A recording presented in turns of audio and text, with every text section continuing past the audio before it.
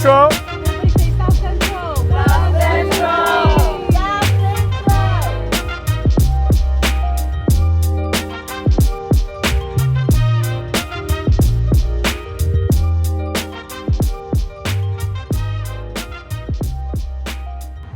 Good morning, my name is Andres Ramirez. I'm with People for Mobility Justice.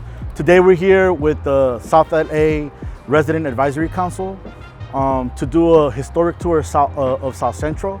We're gonna go around the community and really kind of talk about our stories, oral histories of the culture, the activism, you know, the community of South Central, and you know, use it as a way to reflect as we're preparing this Resident Advisory Council to be interacting with programs coming to the community.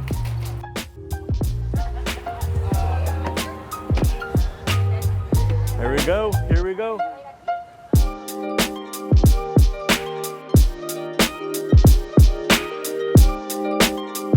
Welcome everybody. I'm excited about this. This is a good, hopefully it's a good deal, a learning experience, a positive experience.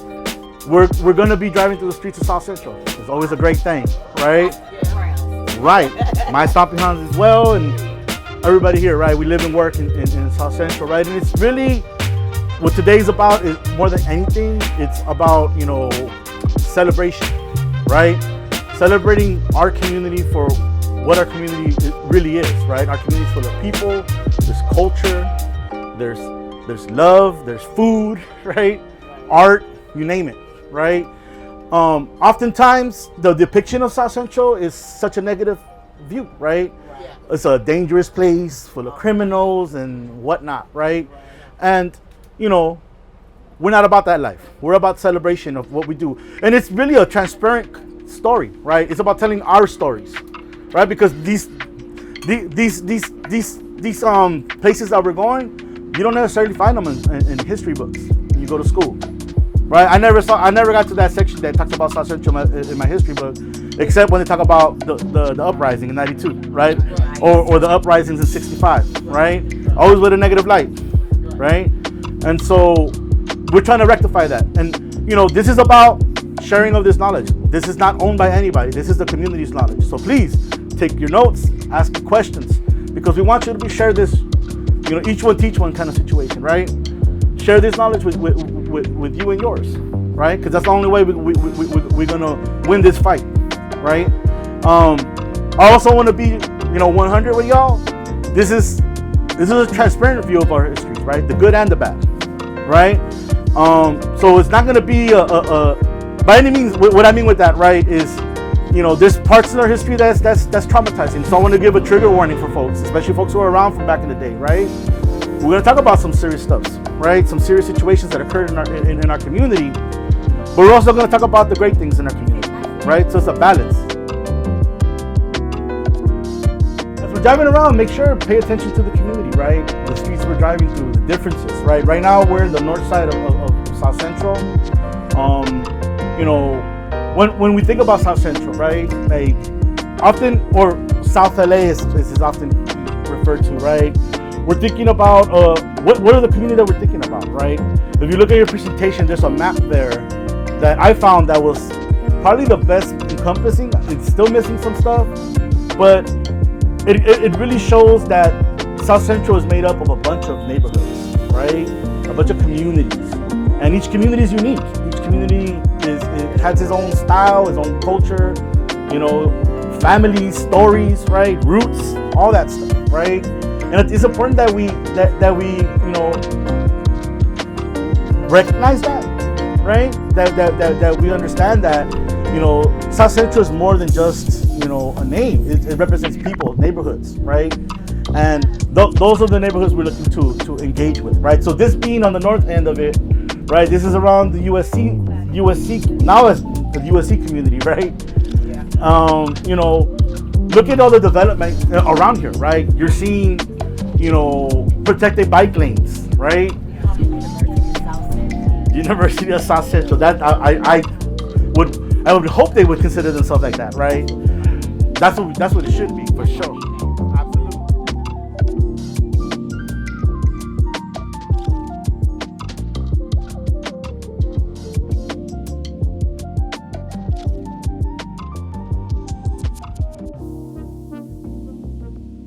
right now we're getting to a community that folks from Esperanza is probably real familiar with, right?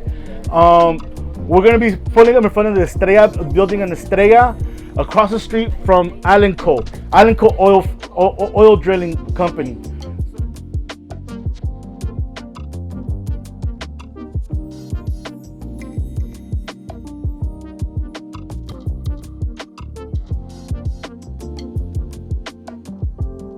On this side up ahead, you see those fences? That's the site of the oil drilling company Alenco. Alenco was doing what's pulling oil from the oil fields in Los Angeles. People don't know that Los Angeles is one of the largest oil fields in the country, right? The city of Los Angeles has a bunch of oil. No lo vamos a bajar. No lo vamos a bajar. Right. So there's a bunch of these oil drilling wells around the whole city, but in South LA or South Central Pacific, there's a bunch that we're unaware of, right? Here in this neighborhood, this building across where you see the mural is called the Estrella building. A lot of the residents in there were getting sick regularly, right? Like excessive nose bleeding, headaches, asthma, right? Yeah, exactly, right. And so what they came to realize is the oil drilling company was inputting a bunch of real toxic chemicals to extract the oil, to stimulate the oil well, and those emissions were impacting the local community. So one thing that got started as a result of it, people started organizing, right? They organized the People Not Pozos campaign. We have some folks that are part of it, right? Which is dope, right? But it's literally a campaign talking about the value of people's life, right? Over profit, right? The Alenco's whole business model was about the bottom line and making profit on their oil drilling situation, right? And they kept doing without any remorse for anybody these stimulations. We had to study and learn about this stuff, right? This is nothing they were publicly sharing with the community that they were sharing space with. There's schools right here, right?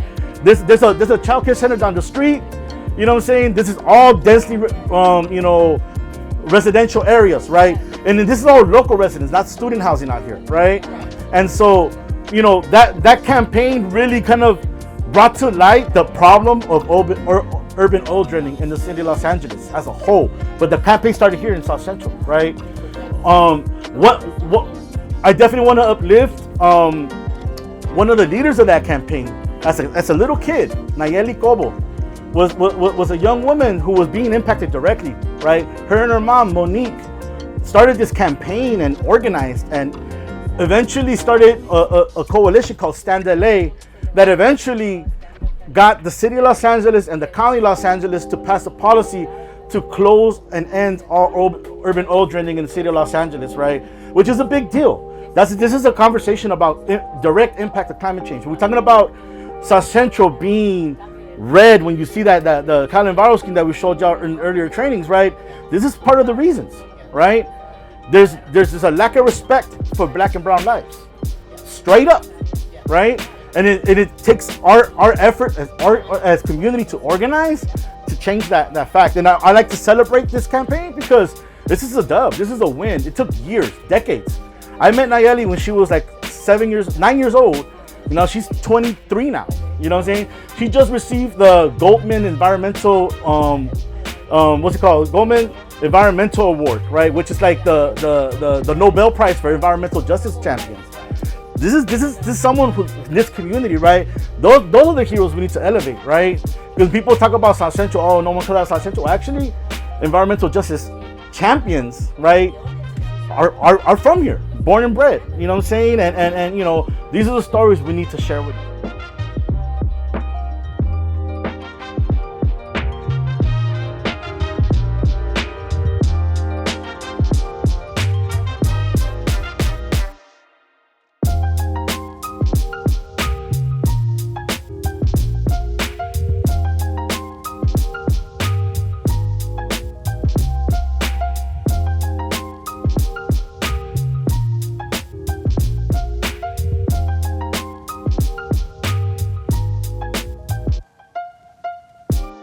So back to where we're at here, right? So we're driving through the University Village, right, of USC. I think the biggest the relationship between South Central and USC is hella complicated, right? USC was built as a commuter school way back in the day, right? There was an agreement USC had made that they wouldn't build student housing west of Vermont and east of Figueroa, right? That was the original agreement USC had with our community, right? Obviously, that's not what's happened, right? USC's campus has grown tremendously, right? And they're looking to house students, right? Because they have a lot of students from out of state coming to the university, right? And so it was resulted is in the increase of student housing. So all this housing that surround the community of USC, even though they may be designated as single family or multifamily, they're all catered to student housing, right? You know, they rent by the room at a really high rate, and it's a year-to-year contract, right? There's honestly little to none community of generational residents here in this neighborhood.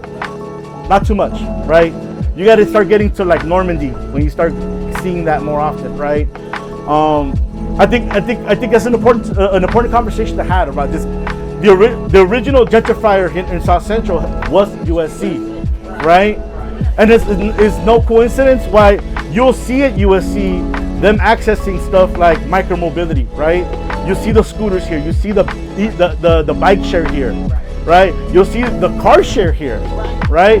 Technically, they say it's in South Central, but it's not really South Central, right? South Central, honestly, I mean, and this is my personal opinion, y'all could correct me if I'm wrong, but to me, South Central really starts from King Boulevard south, right? The way development has occurred around SC at least, right? And I think that's an important piece of the conversation as well, right? Because the services that we fight for, they need to come to our part of the community. That's what a program like STEP is all about, right? Bringing those programs where we're at, right? So people in our community can benefit from them and not visitors, right? Like, all of students are part of the community, but they're visitors, right? They outro in 4 years, right? And they ain't staying to live in South Central, right? Like they outro, they go back to word, you know what I mean? So I think it's something that we wanted to important discussion to have when driving through our community, right? This conversation about gentrification, right? Because it's not only residents that get the space, but it's also small businesses, right? Folks, I don't know if folks are familiar. A lot of us who grew up here, right? The University Village. We used to be a community hub for us, right? Where we can go food, we can go to the movies, we can go to right? But that place got converted to something completely different, right? Right? And it's a symbol of this change of who they're catering the development to, right? We're passing up right now on a site that's also, for me, a major symbol of this fight for land, right? Ultimately, gentrification is a fight for land, right? Land use. We're passing up on the land plot where the old Audubon Library used to land. Yeah, down the street right here. And that's been a big fight for the community in terms of what kind of development goes there. USC and the private development wants to build a massive student, like a dormitory there, right? The land is publicly owned, and so people, yeah, this vacant lot right here we're passing. So the library was lost, right? And then there's been a fight about what to do with this land, right? That's lasted 20 years now, y'all. 20 years, right? And so, yeah, USC wants it for student housing, community wants it for affordable housing, or something apart, or something better that's useful for community, right? And so it's literally a symbol of that fight, right? There's how many vacant lots around in our neighborhood. How valuable is land in the city of Los Angeles, right? So these are all pieces that we want to discuss. If y'all look on the corner back there, you can see this gray and light gray building. That's another example of a victory. Trust South LA redeveloped that place. That's called Rolling Curtis Gardens. The owner of that place was trying to displace all those folks living in there. A lot of them were there Section 8 housing, folks living in Section 8. This is a major landmark for us here in South Central, right? The Coliseum is a symbol of our community. A lot of us identify with that symbol, right? Like, hey, that's home, right? University of South Central, right? And so I think it's important to note, right? Like, these assets exist in our community, have been here forever, right? The Rose Garden, the museums have been housed here, right? Have been a fabric of South Central, right? No, it's still there. Yeah, it's still there. And if you see who's the ones using the park itself, it's local folks, residents in the neighborhood. You know what I'm saying? And this is the kind of green space that South Central is really itching for, right? There's a lot of people in South Central, right? Over 150,000 people live in our section of town, right? That's highly dense, right? They're about to build the George Lucas Museum, right? But I think it's also important to note, right? Like, to me, Expo Park in the Coliseum also brings other memories, right? So we have an Olympics coming up, right? The Coliseum is going to host a lot of the events of the Olympics. Last time the Olympics came to Los Angeles was 1984. One of the legacies of that Olympics, though, that we often don't think about, right? The open letter to LAPD to have warfare on our streets against gangs, right, and violence. During the 1984 Olympics, LAPD Chief Daryl Gates, who was a very racist person, those who never heard of his name, he started doing, active raids in the streets of South Central, right, to control the gang infestation for the 1984 Olympics, right. The city leaders felt that was a successful model, so they went ahead and approved what became Operation Hammer. Operation Hammer was a program by LAPD to combat drugs and gangs in the city of Los Angeles, right? The way it played out, they particularly concentrated.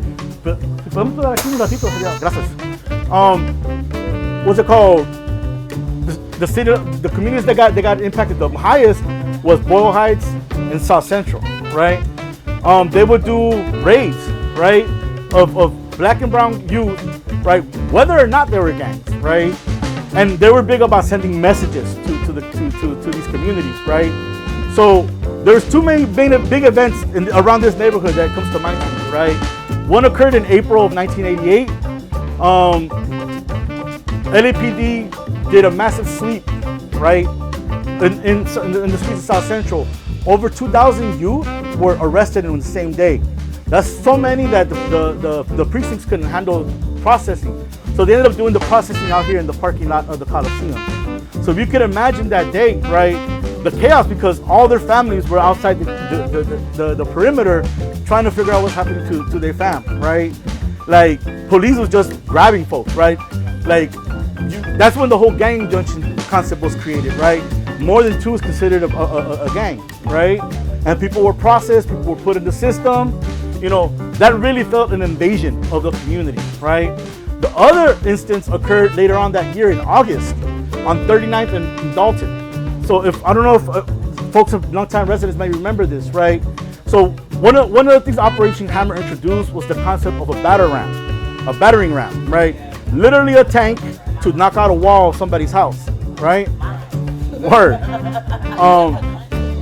The police militarized, right? The police were using these military tactics to intimidate our communities, right? Because they were about symbols, right? They would write graffiti on the walls of the buildings, talking about Crips must die and stuff like that, right? And so it makes sense, right? Because think about now the whole gang mentality within law enforcement, right? The sheriffs, LAPD, they carry themselves like that, right? A lot of that got originated during this time of the 80s, right? 80s and 90s, right? These streets was hot because there was a crack epidemic. There was guns and violence in the streets, right? So anyway, this building on 39th and Dalton was the community had phoned in because there was a lot of drug dealing going on in the block, right? LAPD decided to make a raid of that place and concentrate on two buildings in particular, right? They went in there and destroyed the place, like literally destroyed everything, all their worldly possessions, the walls and everything. The apartments that they raised were innocent people, had nothing to do with anything. They didn't find no drugs, they didn't find no nothing, right? and they arrested like half the block that day, right? Like it was like crazy, right? The amount of damage, and it was unnecessary, right? Like it was literally a warfare tactic, right? Of intimidation, of violence, right? To combat combat this community, right? And I think the part, so these are things that were up. These are the reason I bring these stories up. The uprising in '92 didn't occur just because of Rodney King, and I think that's something that I want to dispel for folks right now, right? That's something that was built up for decades, right? And that was the moment when people finally got fed up, right? Because the community, imagine the trauma. I mean, folks had family, folks had neighbors, people you know, right? Who all of a sudden were homeless. The Red Cross had to house people, right? Because their units were uninhabitable, right? You know, ultimately LAPD ended up, you know, settling for like $4 million, but there was no accountability to those cops, right? None of them got fired. None of them got prosecuted. They tried to prosecute them, but the code of silence amongst police didn't allow for any evidence to be brought forth, right? But it's just an instance, right, of this relationship with cops and the combative nature with our communities, right? And what these places can also symbolize, right? Like I share that story because that's what comes to mind. It was this corner where they were housing everybody, right? This is before the Expo Center was there. Expo Center is a legacy of that, right? You know, of trying to transform that space so something from negative to something positive, right? Like I said, that's these are facts. This is not my opinions of what happened, right? These are actual facts of situations that occurred in our communities, right? That we don't know about, that we don't learn about regularly, but we should, because that paints a picture of why our relationships are the way they are nowadays, right? History serves as a lesson for us to learn from, right? To be able to get better, to grow, right? And it's important for us to have those conversations. This is one of the oldest communities in South Central, right? If you can see by the housing, these amazing, beautiful Victorian houses that probably should be worth millions of dollars, right? But have been kind of divided and underinvested in so long that, you know, they don't have the same amount of value, right? But this is a poppin' ass community. One of my favorite days of the year is the King Parade, and seeing all the folks on King just love sharing and smiling and you know what I'm saying, like celebrating, right? Like it's a beautiful thing. And you know, I like driving these streets because, you know, this is one of my favorite streets. Like some of the best eats are on this street, y'all. If you have time and patience, I recommend going to Worldwide Tacos. Yeah, it's bomb, but you're gonna wait a cool minute to get your food. But it's really, really good because they legit like fresh made your stuff. Yeah, no, don't go if you're hungry. If you're in a hurry. Or call and order before you get Word. I also recommend this pupuseria if you like pupusas. This is some bomb eats, Paseo San Miguel. Me and my boy Rips used to come here quite a bit when we worked out here. Because we love pupusas, and you know, pupusas are bomb. There's a lot of good pupusa places in South Central, y'all. Come on now. Salvadorans in the house for sure. down the street, Jack's Cafe. Jack's Cafe, Earl's Grills around here. Used to have Ray's. Yeah, Ray's. Yeah, Ray's. Don't make me sad, please. You know, look. I mean, like I said, community is more than just people. It's the food, right? It's the interaction with each other, right? You know, and I mean, that's to me, that's LA to me, right? That's like, what's the taco spot, right? Like, what's the street food spot, right? What's the good shops around here? I like putting my money in local business, right? As much as I can, because that's how we grow. That's how we grow our economy, right? You know, we have power as consumers. You know what I'm saying? Whether we understand that or not, right? You know, we ultimately choose where we will spend our hard-earned money, right? Too often, we're convinced to spend our money with the big companies, right? That are trying to kill our local companies, right? But, you know, if brothers and sisters are willing to sit in the sun all day, you know what I'm saying, to make a living, I don't think it's asking a lot for us to support. You know what I mean? And they have some good ass eats. I mean, come on, man. Like, it's Mother's Day. They're out here hustling, right? Like, that's the other part that I love about this community, right? People out here have their grind on, right? Like, they ain't about. There's so many people out here are trying to make a living, right? And you know what I mean? It's more the rule than the exception, right? And you see it, like I said, when it's Mother's Day, people are selling flowers, teddy bears, right? You see people are selling food, people are selling T-shirts. You know what I mean? All of it, right? Anything you need, you can find on our streets a lot of times, right? And but that's part of make up this community, right? That makes who we are, right? And I think it's a lovely thing for sure. All right, we're getting into the community of Leimert Park. So Leimert Park is was really the heart of Black culture in LA, right? This is where art, music, so much. Right. It's the arts, right? You can find the drum circles out here, the dance circles, right? African stuff too, right? Like it's celebration of Blackness, and I think it's the jewel of the community, right? But it's also a battleground on gentrification, right? Because that's the reality that's occurring in this neighborhood that the local residents are fighting with, right? The cost of living being too high to afford to live here, right? They just built the Crenshaw line along Crenshaw, which is a light rail that's connecting the Expo line to the airport, right? That's their main goal. Let's keep it real, right? That part. That's right. So, and so I was gonna mention that was a fight, right? And I'm gonna be honest, it was low-key an L, right? It was in the middle, wins and losses, right? But there was right because when they were building that train line, they wanted to build at grade the whole way through, right, on the street level. And there was a fight because on street level is very dangerous to pedestrians and people on the streets, right? And two, right, like why Culver City down the street get everything that is major crosswalk above ground or below ground, right? SC got below ground, right? And so it becomes a question about what communities are being prioritized and why, right? And so that was a major fight that people had, like, yo, what you bring in this train, who is it serving and why, right? Because the other people being impacted were the businesses here in Leimert Park, right? With the coming train, it also motivated the landowners to want to raise the rates of their releasing for the businesses, right? When we stop right here, we're gonna be meeting one of those merchants, Ade Neff, who runs Right On Bike Co-op. And he's gonna tell you a story about what they did. The merchants came together and they actually bought their building, right? That's how you combat gentrification, right? By pooling resources and making yourself a landowner, right? Like that's a beautiful thing, and that's a shining example of what we need to do, right? In order to combat these characters trying to push us out of our neighborhood. If folks are fans of hip hop, Leimert Park was one of the centers for legendary open mics during the 90s.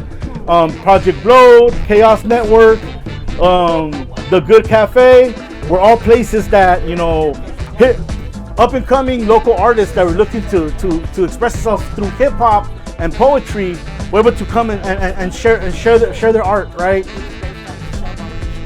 Yeah, right. And so I mean, it was an amazing experience to come for folks that were here, right? Some artists that folks may know, like Jurassic 5 came out from that. Ice Cube, I mean, a bunch of folks, right? That we know that are from these communities, right? That got their starts in places like these, right? Where they could share their art, they could develop their art, and so they could share with the masses, right? All right, we're coming up on Leimert Park Village. We're going to step out for a second. We're going to go visit Right On and talk to Ade. We'll be here for about 10-15 minutes, and then we'll jump back on the bus, all right, y'all?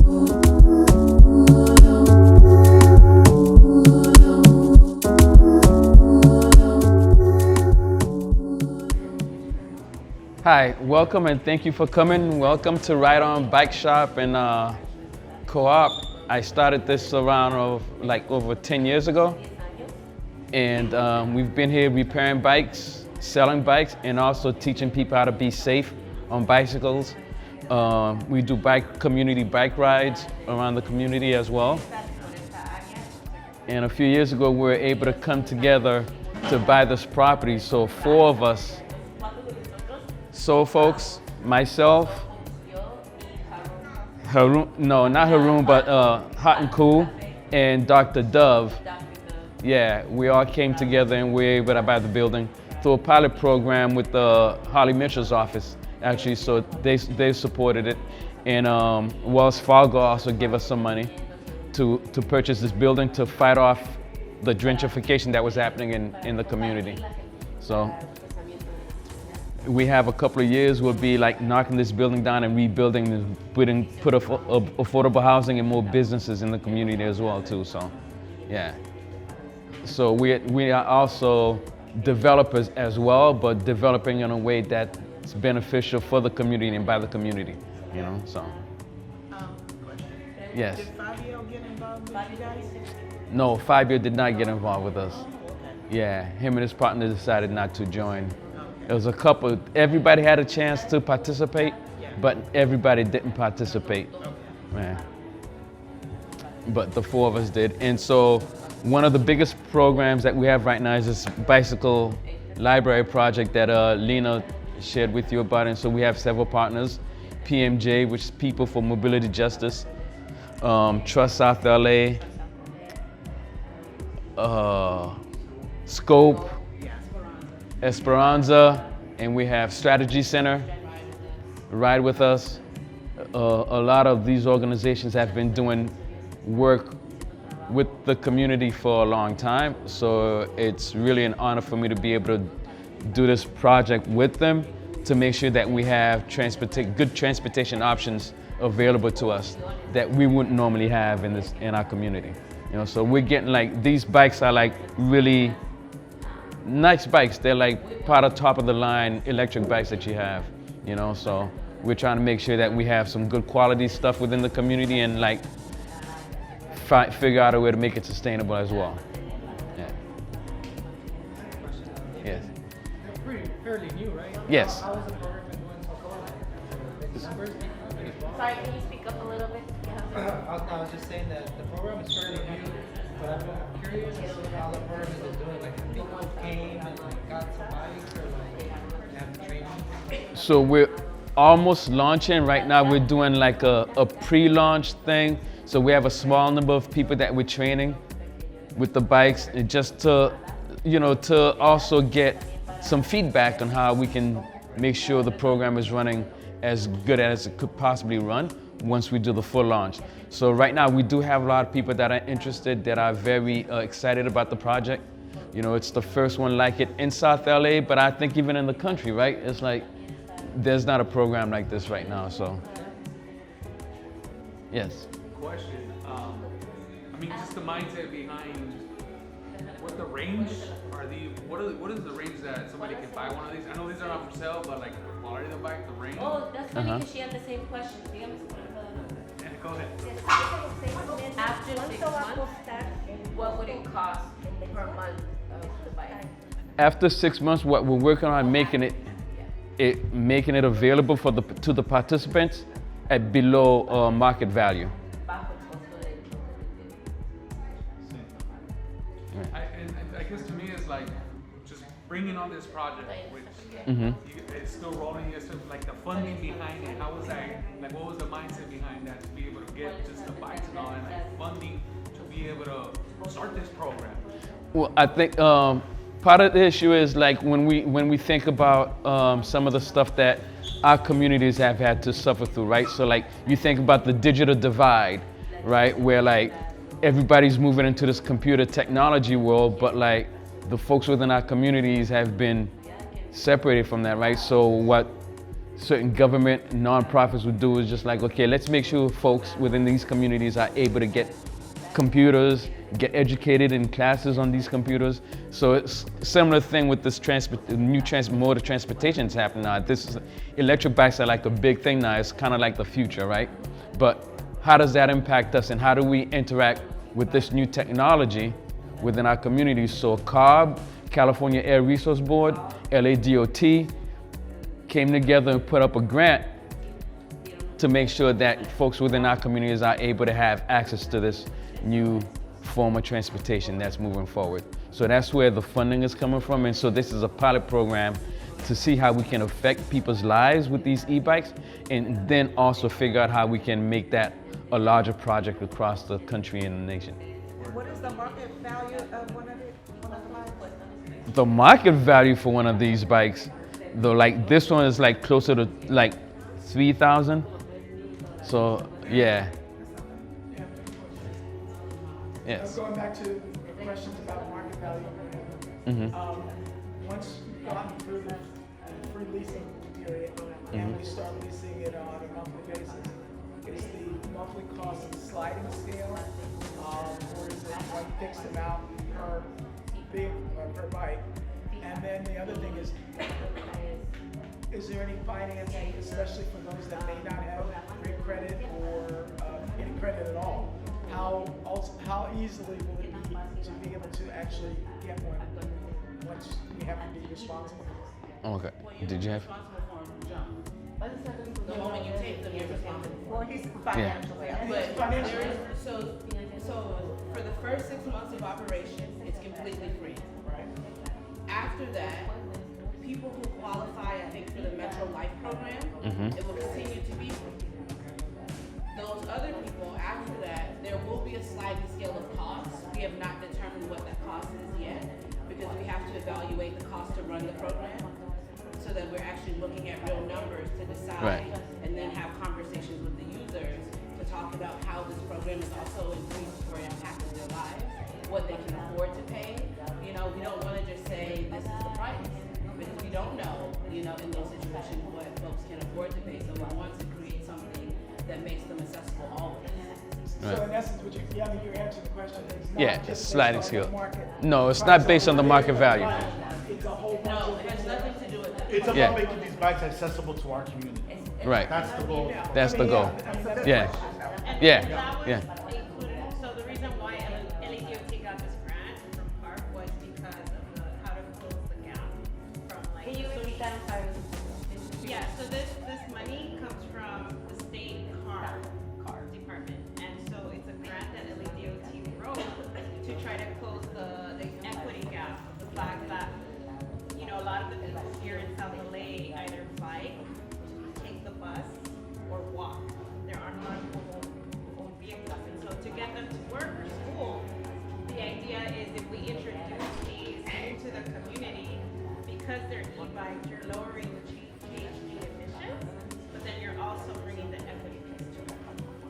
I was also going to add to what they already shared, because of the funding source, it's focused on specific zip codes, but it's the first of its kind. So hopefully, in the future, the long-term vision is to increase access beyond those zip codes. But this is like an exciting, you know, beginning to address those accessibility issues in South Central, especially historically, people have been able to have those access Right. to get around and travel.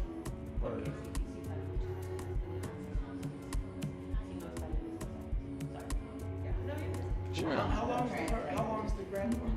2 years. Yeah. Yeah. So right now the grant covers from this year to 26, and then December of 26. And there's also, and we talked about this some of the previous trainings, right? There's also investment coming from the strategic growth councils in the state called the Transformative Climate Communities, or TCC. There's talks about continuing the bike program for that project there, which is a little bit further south. It's around the Slauson corridor. But the goal ultimately, we want to be able to do this at scale for the whole community, right? So that's part of the conversation we have. Also, the opportunities coming in with federal investments, state investments, right? You know, how we leverage programs like this, right? This is an example, what we hope, of showing how a program like this can work in a community like South Central, right? We want it to be replicated. We don't want it just to be here, right? But we also want it to be, if this is a successful model, let's do it bigger and better. Well, so like you said, you're looking at the grand plan is to make this entire change a whole new model, where this is not only retail, it's residential. So literally what we'll have is we'll have income, housing income as well. Will any of that actually go towards continuing a program like this? I mean, because we're looking at the grant pretty much may be just on the pricing side, but then we bring in the whole, the whole enchilada with the housing and everything. What that does is that should bring in funds from not only LADOT, but a bunch of other agencies as well. We would hope so. Because like, again, right, the goal is to make sure that we have access to transportation within our communities, you know, in all the forms, you know, and as LA's going more, I'm from the East Coast, I'm from Boston, so I didn't own a car until I moved to LA. I rode the trains, rode the buses, and rode a bike. That's how I got around, and public transportation was very accessible. LA changed that model in the 40s, right? And so now they're taking a step back, they're going back to public transportation. So once that happens, we're still gonna need bikes because the first last mile thing is gonna be very important for folks as well too. So we're hoping this gets a lot of funding so that we can continue this program. All right, y'all, we're gonna have to get back on the bus, we get back on schedule. Thank you, Auntie, for your time. Thank you for sharing with us, y'all. This shop is always open. Feel free to come back and visit anytime, y'all. Right on. All right, y'all.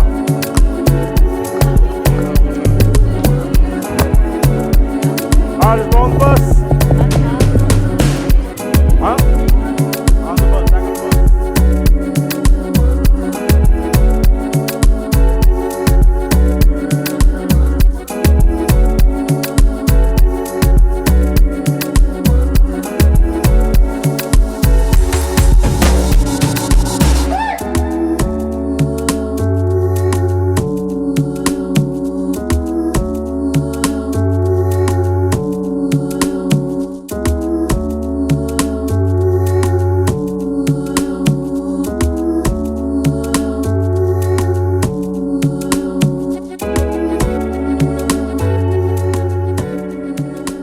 One thing I did want to note about the conversation regarding the Crenshaw line, right? There were some victories that were attained by the organizing, right? There's been investment in a major project down the street on here on Crenshaw called Destination Crenshaw, which is literally going to be a cultural arts hub, public space in a Parkport community that is South Central, right? That's being built, right? State of the art, modern art, all that stuff. And it's an asset to the community, right? It's built for the community.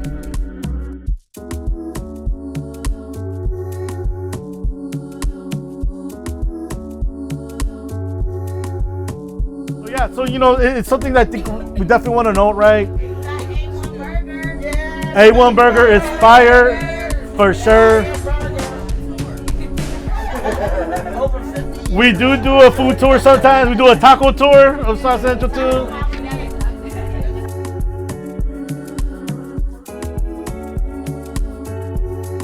Like I mentioned before, right? The story of the uprising is more than April 30th, 1992.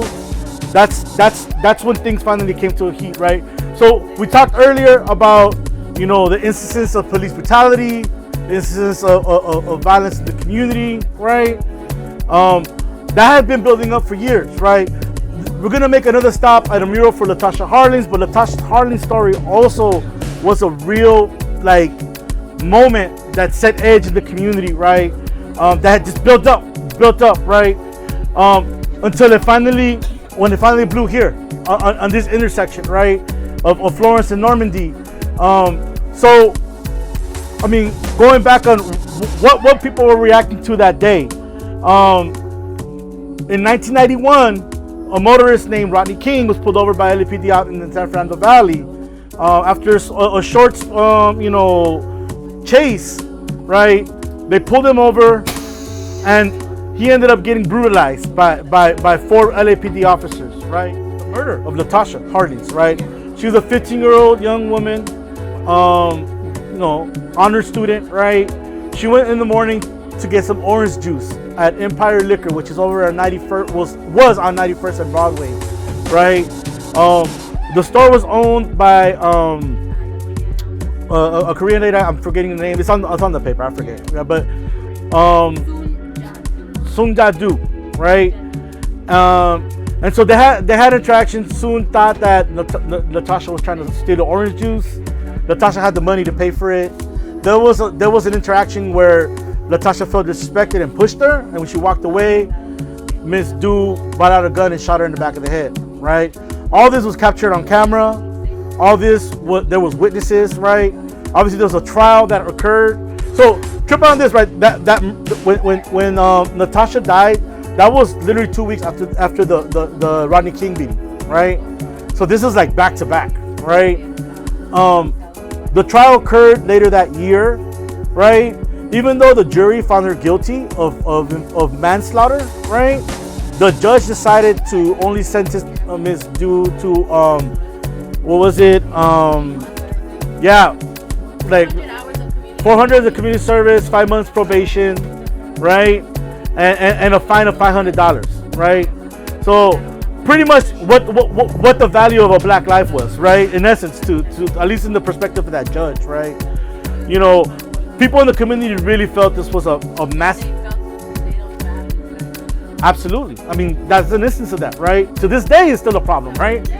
And you know, that moment, right? Like it really became a glaring example of how the justice system doesn't apply for people of color, right? At least equally, right? So you can imagine this occurring, and then a few months later, the jury finding the police officers that beat Rodney King innocent, right? Was just too much. You know what I mean? It was just too much, right? Because that's just in your face, man. Like, you know, you don't matter. That's in essence what they were trying to tell us, right? Or that's how people took it, right? And you know, it made people turn up because of that, right? You know, I mean, I think the uprisings was just the people's fucking saying like, you know, we're tired of this, right? I think what resulted afterwards is the real story, right? Because it created this amazing movement, right? That's resulted in the wins that we talk about, right? Ending oil drilling, building a space like Mercado La Paloma, right? You know, bringing investment like e-bike programs, right? That's a result of decades of organizing, decades of activism, right? Of people voicing that we're not gonna let you keep South Central the way it is. You know what I mean? We want a vision for South Central that's thriving, but it's built us for us, right? That's the key thing about it, right? It's not for someone else. Don't build it nice to kick us out, right? We're gonna stay here, right? And you know, these stories are ways for us to kind of remember we're built on the shoulders of giants, yo. Like, you know what I mean? They're the ones that were there. They're the ones on the battleground that were fighting these fights, right? You know, and the lives that were lost along the way as well, right? This is part of our legacy as a community, y'all. It's important that we say their name, right? That we remember who they are, right? Because their story is important. Their story matters, right? And you know, it's important that we know that. So shout out Natasha, we love you, girl. To build it up, right? And level by level, all the way. I mean, the tallest tower is like 99 feet up in the air. It's like, so it's pretty tall up there, right? It's an instance of you know, art in history of our community, right? The Watts Tower is really a landmark for LA, right? But it's specific to South Central, right? Like, it is amazing how many people who are born and raised in South Central ain't never seen the Watts, the tower, right? Never come in person to come check it out, right? And it's totally accessible, right? There's a little museum in there you can go check out. Gives a lot of the story, right? You can walk inside and actually see it. Really amazing, right? I mean, they've been there a really long time now, right? You know, since the 1930s, right? It's coming up on 100 years, right? Yeah. And you know, it's important that we elevate our the achievements in our neighborhoods, right? Like this is an artwork, piece of art that's in our neighborhood, but for some reason, when tourism comes to LA, somehow they never make it out.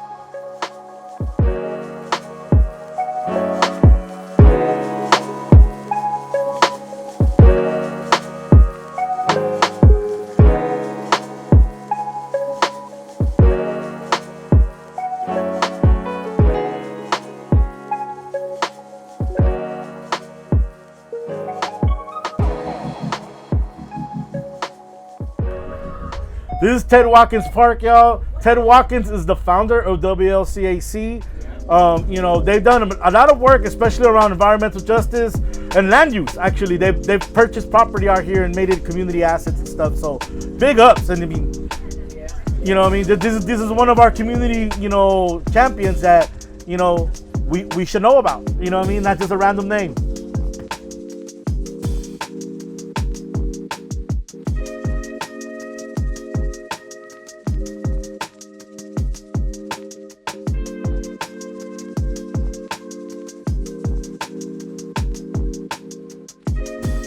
Central Avenue is one of those streets, right? Like, you could take Central Avenue all the way downtown, and it'll take you all the way south to the Bay, to San Pedro, right? Carson and all that.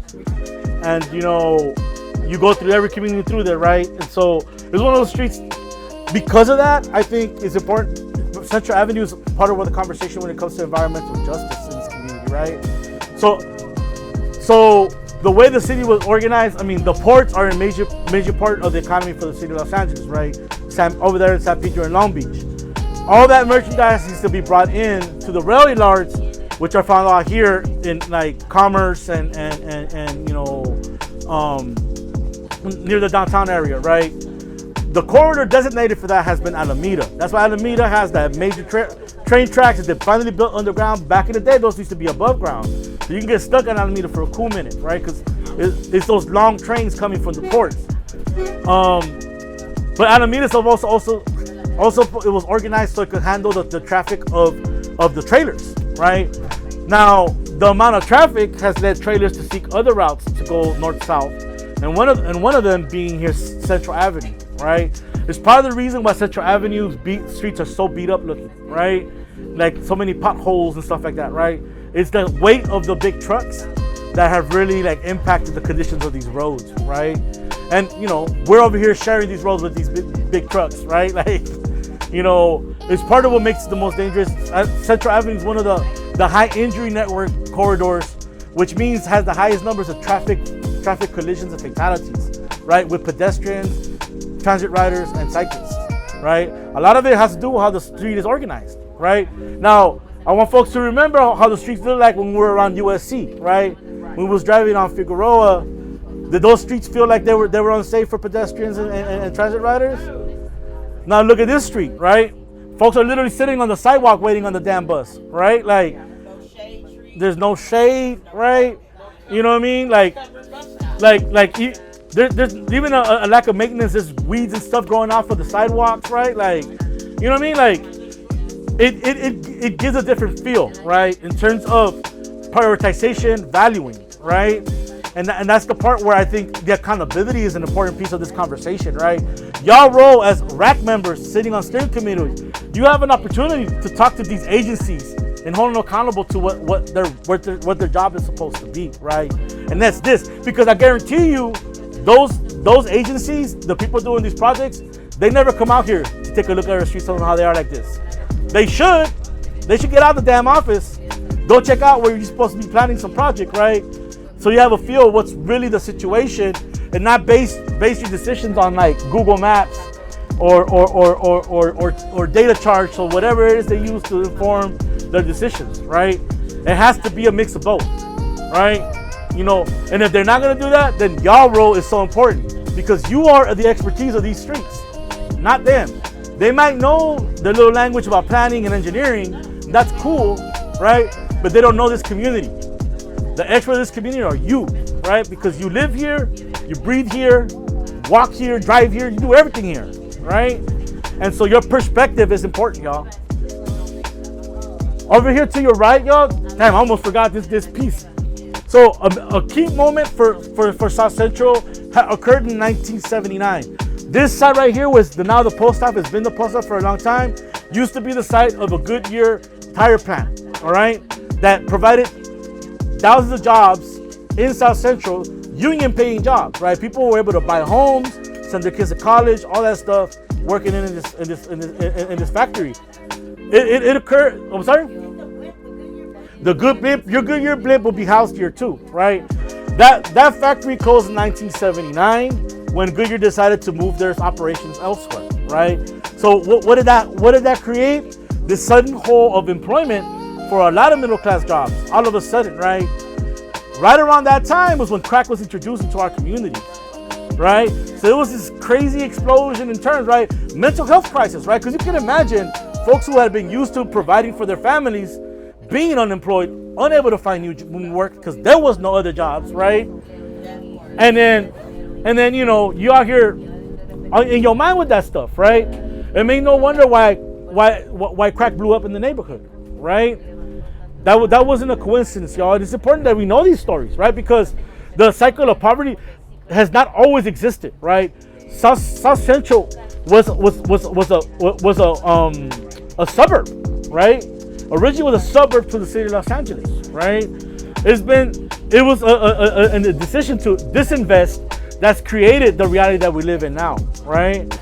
At the same time, I think it's important to note that's also kind of when the tension in between black and brown communities started occurring as well, because it was around that time there was a large influx of immigrants coming from Mexico and Central America who were used as scabs for folks who were trying to organize for union jobs.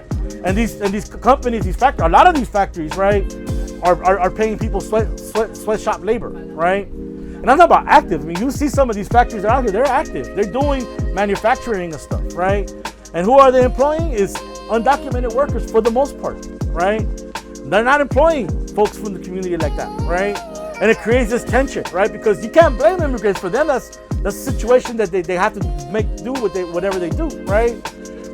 You know, it's the business owner and their greed and their value of profit over people. That's the real problem, right? Right.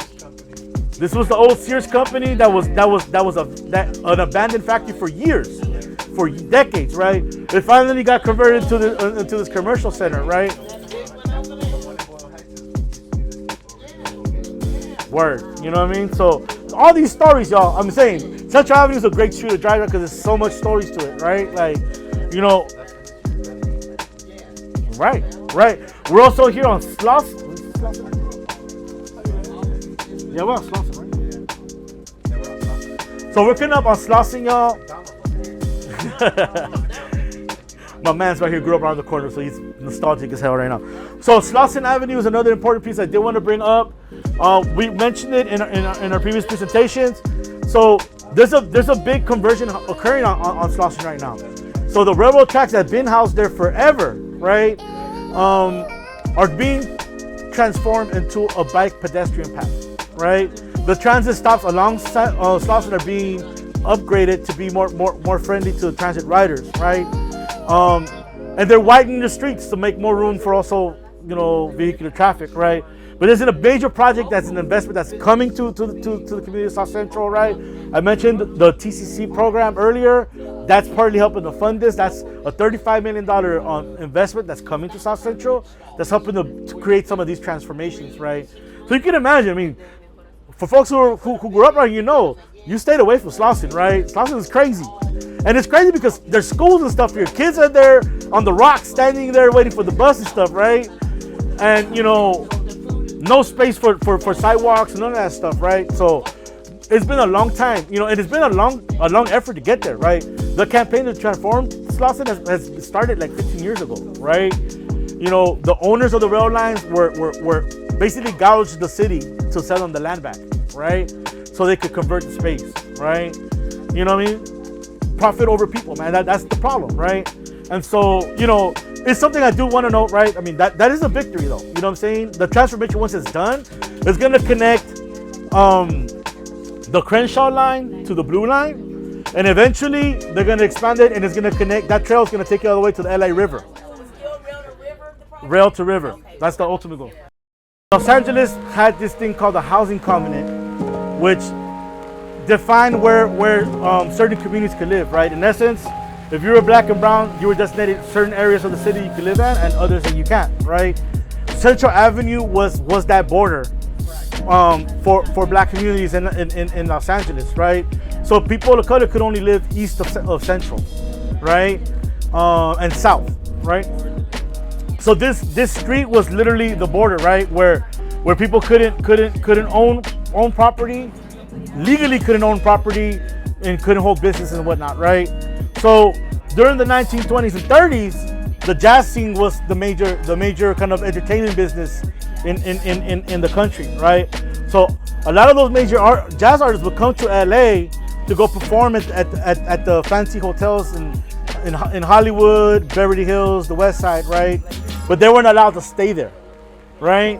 And so one of the places that we're gonna pass by, called the Dunbar Hotel, was started by the Somerset family, who was a wealthy family, a black family who lived in the area, who built that hotel to cater to these artists, right?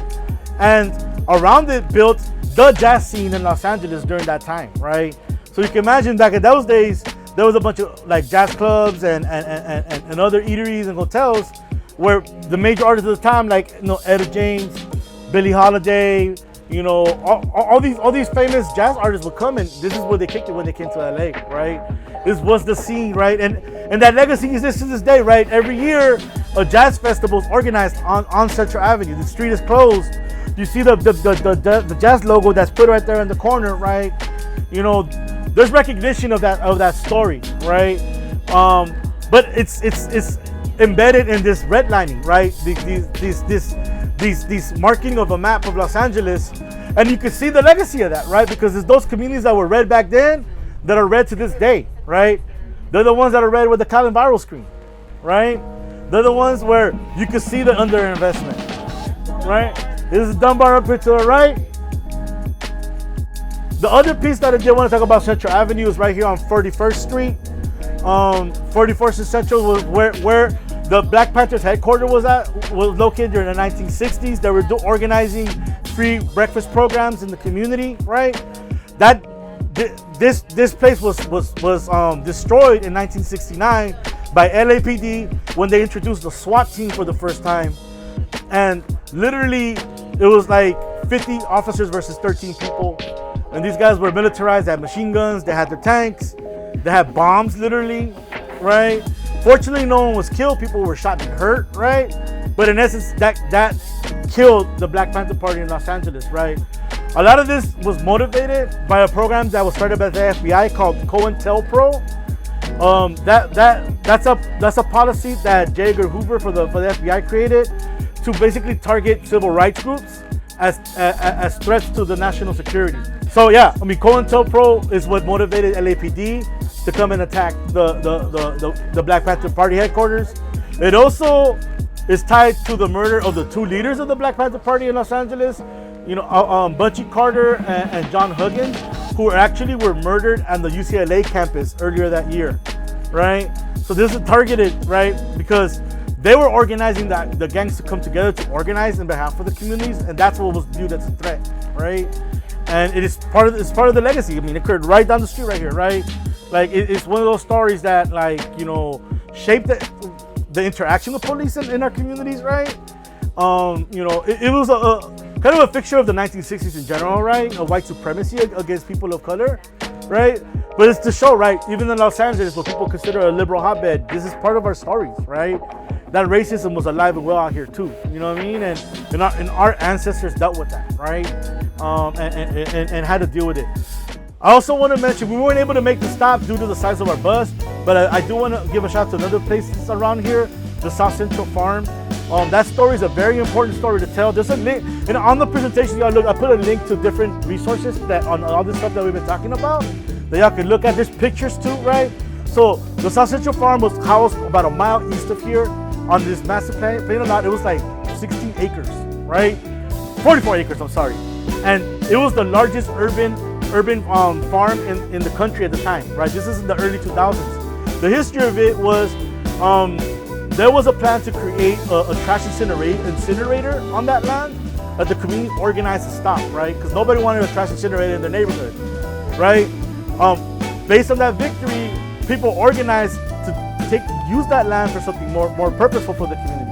Now, our community is a food desert. What's called the food desert, right? Not a lot of options for fresh produce, right?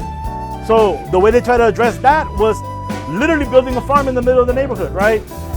This major farm had, like, people from the neighborhood got a plot to grow food, right? And they shared that food, right? And they grew it organically, right? With love and care, right? There was trees and stuff in that place. That place existed from 94 to 2006, right? 7, sorry, right? Now, I think the most impactful part of this story, right, is what happened at the end, right? Now, the city ultimately was sued by a private developer named Ralph Horowitz, to take that land back, right? They wanted to develop it because they saw more value of it, right? He was not open to negotiating with the people there because they had the money to buy it from him, but he didn't. Right, they raised the money. So they raised the money to buy the land, right? They organized, right? In a real short amount of time, but he refused, right? Right. It culminated with one of the saddest days for me, at least that I lived through in this community, right? Because people got arrested for this, right? People were trying to stop the closure of the farm by any means necessary. Ultimately, the police arrested folks who removed them, and he literally bulldozed the food. That shit was so sad, bro. Like bulldozed trees, bulldozed plants, and left that shit vacant for years after that, right? Now there's a development there, right? They have a factory or some crap, right? Yeah, but you know, that day, a lot of us here were there at that moment, right? Like, can remember vividly, right? Like, it was such a heartbreaking thing to see, right? Like, families crying because, you know, their livelihoods, right? Stuff that they worked, grew from the earth, were being destroyed just out of spite, honestly, right? And like, you know, another example of, you know, you guys we value money over you, right? And you know, fortunately, like, the organizers of such a farm used that resources. Now they have property out in Fresno. Yeah. Same. Yeah, okay, yeah, see.